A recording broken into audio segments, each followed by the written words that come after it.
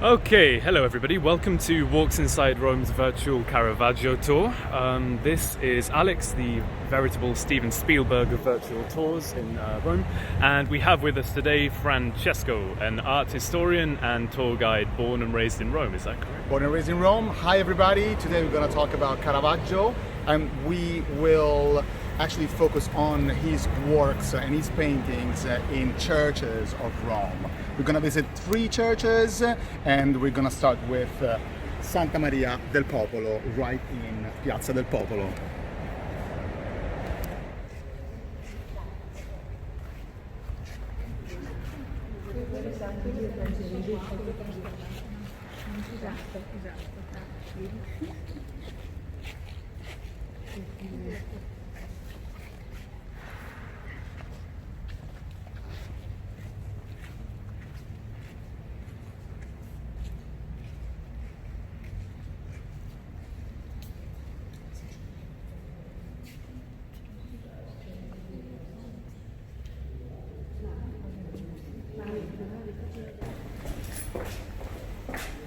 What we have here are 3 beautiful paintings. They date the same years. The 3 of them were completed, all of them, between 1600s and 1601. So they belong to 2 different artists. They were created by 2 different artists. Caravaggio's paintings are the ones on the sides. On the left, you have the Martyrdom, so the killing of St. Peter. On the right side instead, you have the conversion of St. Paul. And the one in the middle, which is let's say, magnetic, especially for the colors that you can see from outside the chapel, is instead by a painter from Bologna called Annibale Carracci. So, in the 1600s in Rome, there are 3 main styles. The 3 main styles, they are naturalism, so realism, Caravaggio. Then you have Baroque, that would be Bernini and his followers. And then you have classicism. In this chapel Cerasi, built for a very important member of the clergy between 1600s and 1605, which is when they finally hang, let's say, the paintings. In this chapel, you got all of the 3 styles of them. All the 3 different currents of the 1600s. So naturalism on the sides, classicism in the middle, and the architect of the chapel, being Carlo Maderno, is the architect of the facade of the Basilica of St. Peter. St. Peter's Basilica facade, built under Pope Borghese, is obviously a work of Baroque style. But here it's a little earlier, and the chapel that we have here, it's not Baroque yet, certainly is on the way to become something that we will call Baroque later. Now let's focus on Caravaggio's paintings now. So we know that Caravaggio was commissioned to paint those 2 paintings about the apostles on wood. Those ones instead, they are on canvas. So they are probably, actually they are 100% not the original commissions. They are second versions instead. Now the first version of St. Peter is actually lost. Maybe they have lately identified a copy in Sevilla in Spain, and it's a little bit different, especially in the shape. So it's a square and it's not a rectangular. For what it concerns St. Paul conversion instead, the original, the first version, is actually in Rome, in a private collection of Rome. Now, both of them are actually not so different from those versions that you have now. In terms of decency and space and light, there are not so many differences. Like instead, in other cases, when Caravaggio's works were actually refused, they were not refused. Probably Caravaggio himself arranged to sell them to somebody else, since the chapel here wasn't ready yet. On this version of St. Peter's crucifixion, what is absolutely stunning is the use of light. In the year 1599, 1600, 1601, Caravaggio literally invents a new style for himself. It's literally like a second phase for his work in Rome. This is when he begins to use a light, a source of light, like a ray of light actually, coming from outside the painting and illuminating only the characters that he wants, just to leave all the rest in black behind. This is what it does here, and it's pretty evident. The background, it's not even easy to understand if it is daytime or nighttime, if it's indoor or outdoor. Then you have this typical details of the human body that Caravaggio likes to underline, in this case the dirty feet of the workers, and the elements that, let's say, underline the age of Saint Peter, like for instance the wrinkle and all of those, falling, let's say, almost soft elements on his skin. In fact, if you think about, most of the canvas here is dedicated to the explanation of the work of the crucifixion. It's not so much on the sainthood, on the mystical moment of St. Peter. It's actually a lot more about the work and the workers. There are 4 characters, 3 of them are workers who are, almost in pain for what they're doing. Almost you can feel how tired they are for trying to lift the heavy wood of the cross. On the other side, instead, the conversion of St. Paul talks about that moment when St. Paul is not even called Paul, it's actually still called Saulo. That St. Paul was originally a soldier, basically, in the Roman army with the name of Saul, and he would look for elements for people in the sect of Christianism back then. And then one day on the way to Damascus, he falls from his horse. The horse almost steps on him. For 3 times the horse stops. And in the meantime, he sees a powerful light from above, like the sunlight, which blinds him. That is when he understands God is saving and is illuminating his life, and he converts. He becomes, as we all know, Paul, Saint Paul. Now, in this painting, a lot of the space of the canvas is actually dedicated to the horse. And this is something that was already told in the chronicles about Caravaggio paintings back in the 1600s. It's, I think, extremely interesting to see how the eyes of Paul are closed right at the moment when he can see more. So it is like a symbolism in this, closed eyes, he sees inside, he sees more. That's why his hands are open like that, like ready for the revelation, ready to accept the change. So Caravaggio arrived in Rome in 1592, but at the beginning he couldn't really find, since he didn't really know many people, he couldn't really find great commissions. A good opportunity arrived only in the year 1599 when Messer Quantarelle, owner of an important chapel into this church, one of the national French churches of Rome, San Luigi dei Francesi, gave to him the opportunity, probably suggested by Cardinal del Monte, the opportunity to paint all of the chapel of the family Quantarelle. Since Quantarelli was named Matthew, so Matteo, or actually Mathieu, since he was French, the protagonist of the 3 paintings painted by Caravaggio will be Matteo, the history of San Matteo.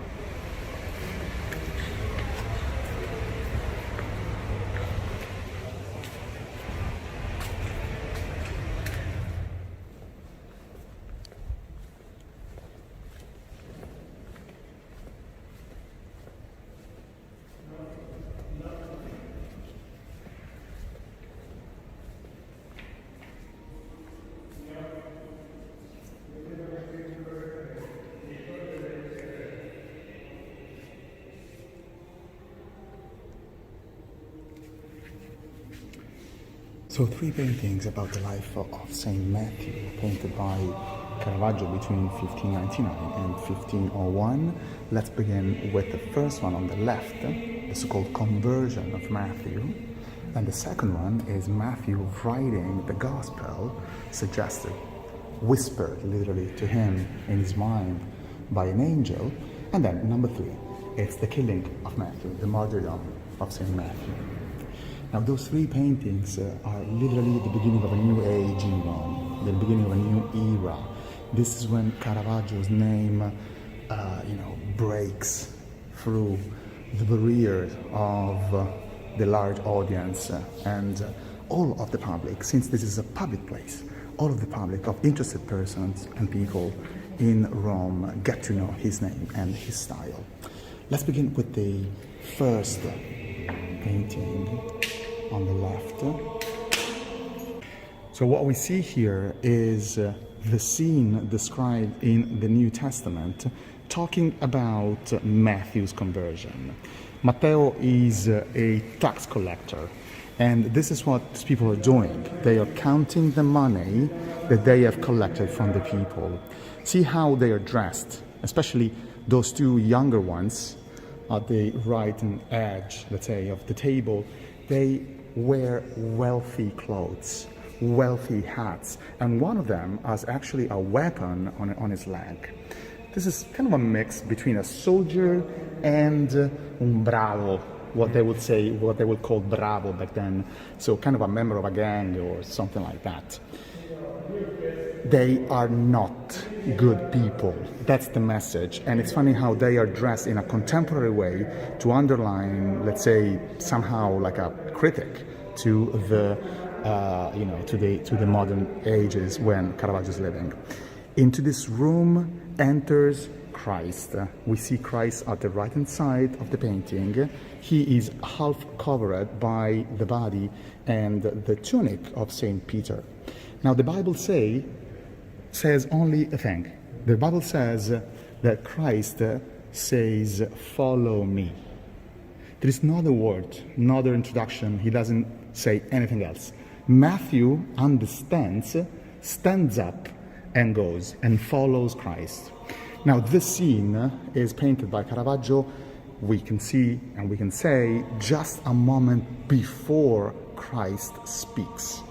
Christ just as enter into the room, the light of God enters together with them, with Peter and Christ, and kind of illuminates the scene, and once again it illuminates only what is important. Following the gest of the hand of Christ, and following this ray of light, we can slowly get to understand who is Matthew and what he's going to do. Now there are at least 2 different theories about who Matthew is in this painting. Usually Matthew is identified with the guy with the beard who is pointing to himself, especially because it will look like the same model of the other 2 paintings with Matthew, the Gospel and the Martyrdom. But it is also possible that in this first painting, the conversion of Matthew, the character of Matthew is actually the youngest one, the one on the left. In fact, if you follow carefully the hands of the people counting the coins on the table, you will easily discover that only one of the 2 hands belongs to Matthew. The other one instead belongs to the older man with the glasses. Therefore, there is a third hand, so to say, who is under the arm of the young Matthew and is actually holding a little bag with money. This is Matthew young. Is Matthew before the conversion, in the shallow and I would say dry life that he's living. The most powerful idea in this painting, always so, let's say, underlined and always so celebrated by art historians, is the invention of this large part of the canvas left completely black and with this most poor and sad window and wall is like the description of the places where Matthew lives.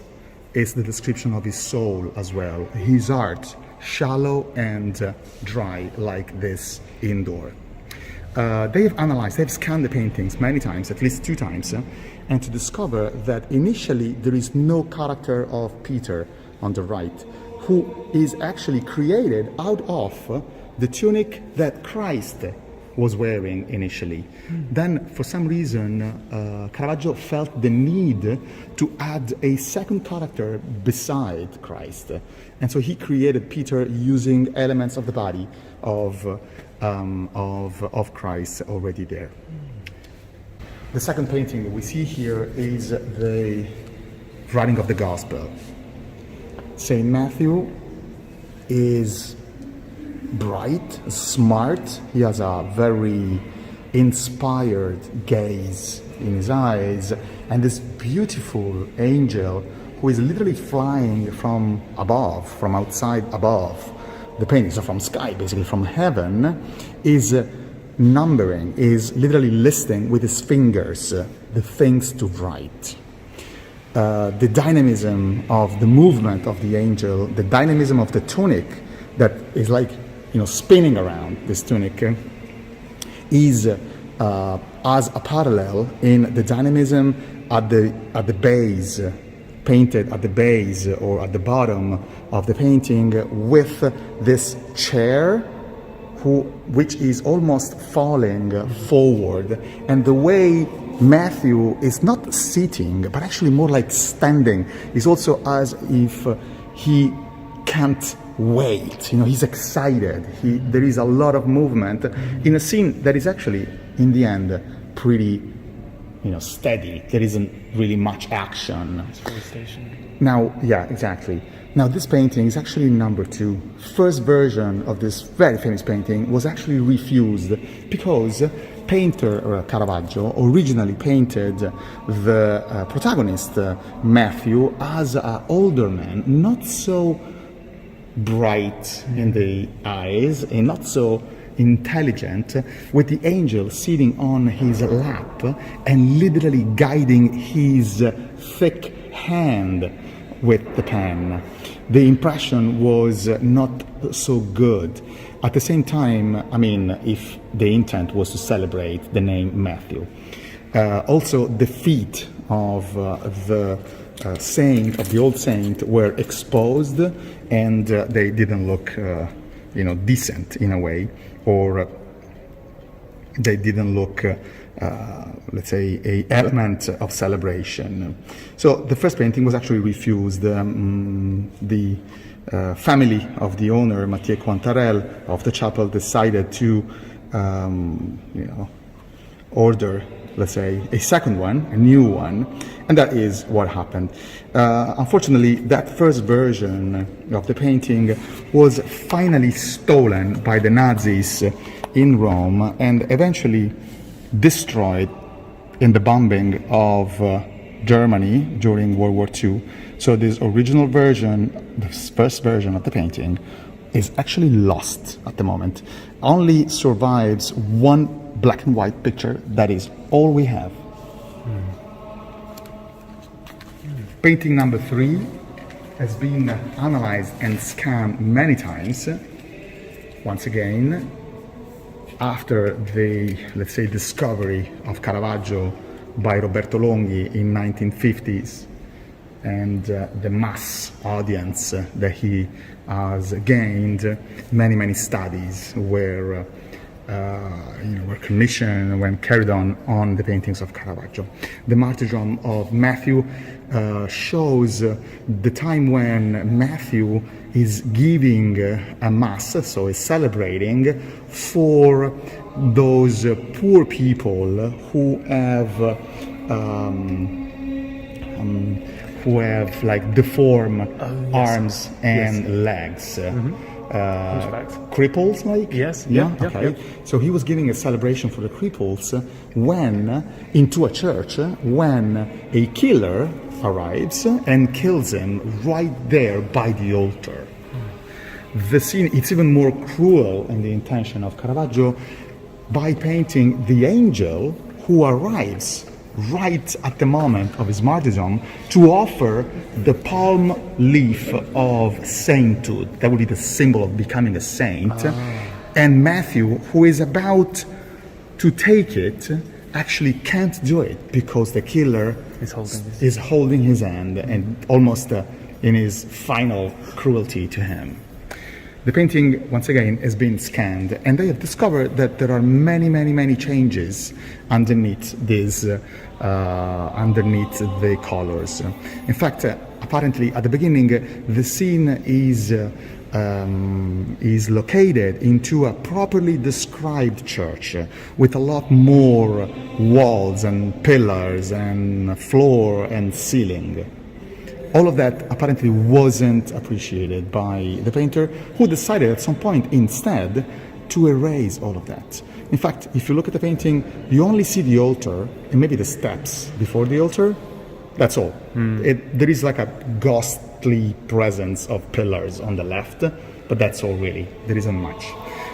Moreover, all of the people in the first version underneath the color are more like closed to each other. They are more close to the center and they are more static. Instead, in this final version, what we see here, it's a real run. Everybody is like, the scene is exploding. From the center, all the characters go away to the four corners. In one corner is the angel, down bottom right instead, you see the young altar boy running away and the cripple with his shoulder and hand in the corner. On the left, you got one more of them who is literally trying to run away with his arms only. And then up on the left, instead, once again in contemporary clothes, you have wealthy, ambiguous characters, young, ambiguous characters, and the painter himself, Caravaggio, who is literally coming out of the scene almost in a cameo. Caravaggio often liked to appear into his paintings, and I was reading lately that Caravaggio could paint this scene out of one of the many brawls where he found himself at night in Rome. So he literally painted out of truth. So there are like three phases in the life and in the art, in the style of the art of Caravaggio. I would say an initial phase up in Milan when he is starting his art, and that would be pretty colorful, very often with elements of still life. Then he moves in Rome and he invents this style that makes him famous. Dark scenes, indoor normally, with powerful and like external rays of light that come into the scene from outside, from somewhere above and outside the painting. And then phase number 3, when he is on the run after the killing of Ranuccio Tomassoni in the year 1606, he runs away, he hides in Naples, then he hides in Malta, in Sicily, and finally he comes back closer to Rome, at Porto Ercole, just to find his death in the year 1610. In this third time, this third phase of his life, he changes his style, especially because he's not stable. He doesn't have a stable studio and all of his material, and he being on the run, he kind of begins a faster, a quicker way of painting that you can definitely see in his late works. Here in Rome, so phase number 2 for the life of Caravaggio, we can now see a painting that belongs to the very end of this happy phase in his life. 1604 will be Madonna dei Pellegrini in the beautiful church of Augustinians, not far from Piazza Navona. Let's go and see.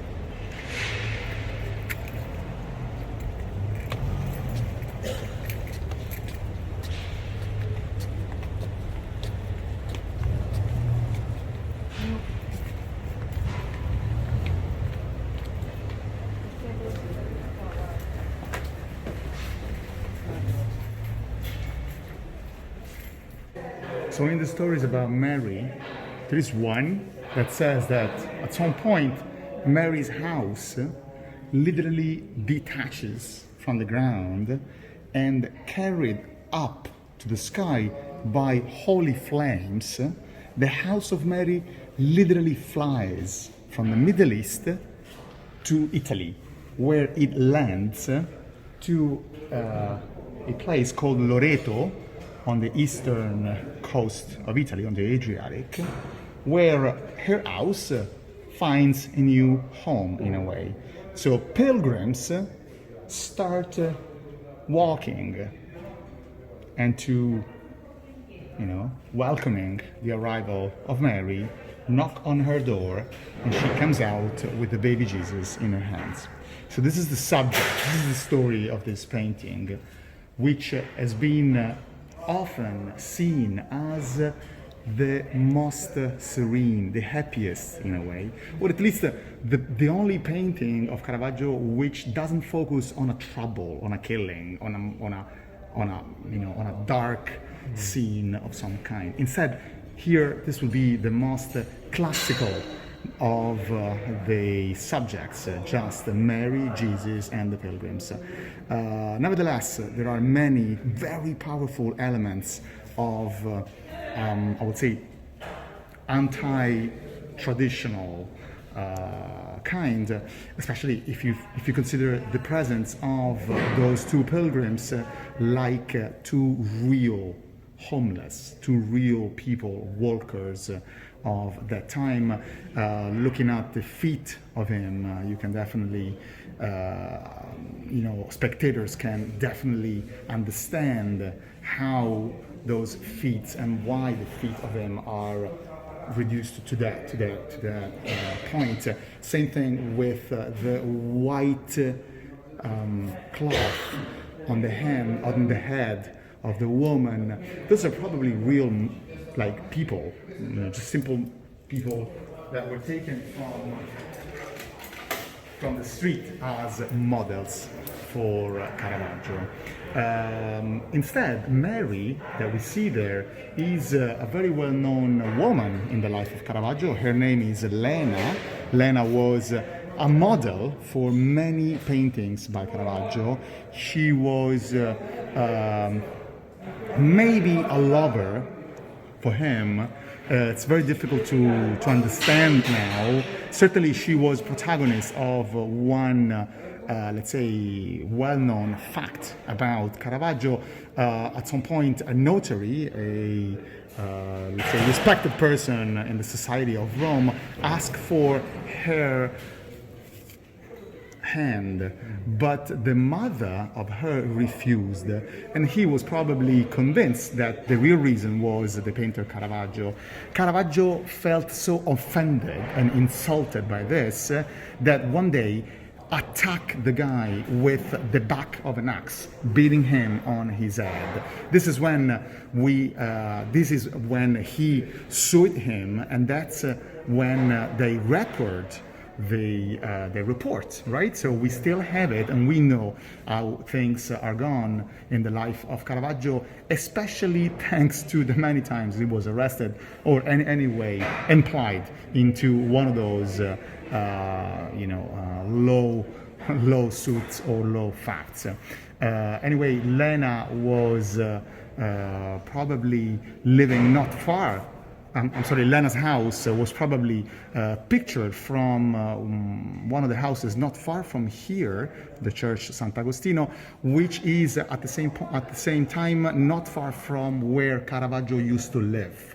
Caravaggio's house has been now identified. We should go there and see it. Regarding Caravaggio in the last few years, they have identified lately the tomb where his remainings are buried at Porto Ercole, and as well they have now identified the house where he lived. The house where he lived, it's now identified thanks to, once again, the report in court, where the owner of the house sued Caravaggio for the painter, because the painter had opened a hole into the ceiling, apparently to let more light coming in, so he could have more light to paint his model. This is where he took home in Rome, a very narrow, very cheap and narrow little alley called Vicolo del Divino Amore. Of the divine love. Divine love. And I'm not sure, but I think back in the 1600s, the actual name of this alley was Vicolo di San Biagio. San Biagio is the patron saint who heals all of the troubles regarding your troth. In modern age, obviously, graffiti and drawings appeared where Caravaggio used to live. Probably his house is up on the very top, so the attic basically, since he could open the ceiling and the roof, right, to let more sunlight coming in.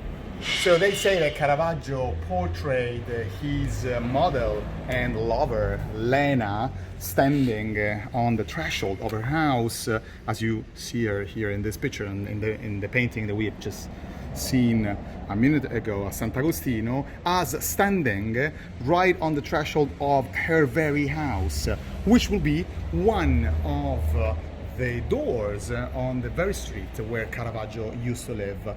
And it is possible that it's this old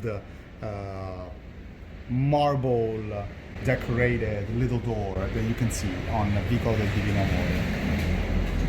In the year 1606, 28th of May, Caravaggio, playing a sort of a local Roman version of tennis, la pallacorda, in Via della Pallacorda, right where we are now, as a very as a furious argument with a guy called Ranuccio Tomassoni. Ranuccio Tomassoni is a nobleman, and he, let's say, covers an important role in the neighborhood. He's a caporione of the neighborhood. His brother, Giovanni Francesco, is with him, and his two brothers-in-law are too. On the side of Caravaggio, instead, there is Onorio Longhi, friend, painter himself, and also a soldier from Castel Sant'Angelo who dies, who will find death. Caravaggio and Ranuccio Tomassoni, during the fight with a sword, arrive to the point of seriously injure themselves. Eventually, Ranuccio Tomassoni died and he was buried at the Pantheon, Santa Maria ad Martires. Instead, Caravaggio makes it to run away and to escape. It's the beginning of the run that covers the final part of the life of Caravaggio, that would see Caravaggio arriving to Naples and painting beautiful paintings in Naples, then to Sicily, then to Malta, and then again back in Rome to find death. In the meantime, in the next I would say 300 years, the pallacorda, so the tennis court, was turned first into a theater, and then in the late 1800s, actually at the beginning of the 1900s, demolished as well is the theater, and at the moment there is a garage. Not only in the little alley, Caravaggio lived in Rome as well into this magnificent building. For 4 years he was living with Cardinal del Monte, who, as a patron for his art, offered a room apparently not bigger than a monk's cell, but at least into one of the most beautiful and let's say important buildings of Rome. Nowadays, just think that this building, it's the Senate of Italy, and nowadays politicians basically work in here. Well, thanks for watching. This was Caravaggio's tour with Walks Inside Rome. Goodbye, and I'll see you in Rome for a personal tour. Ciao.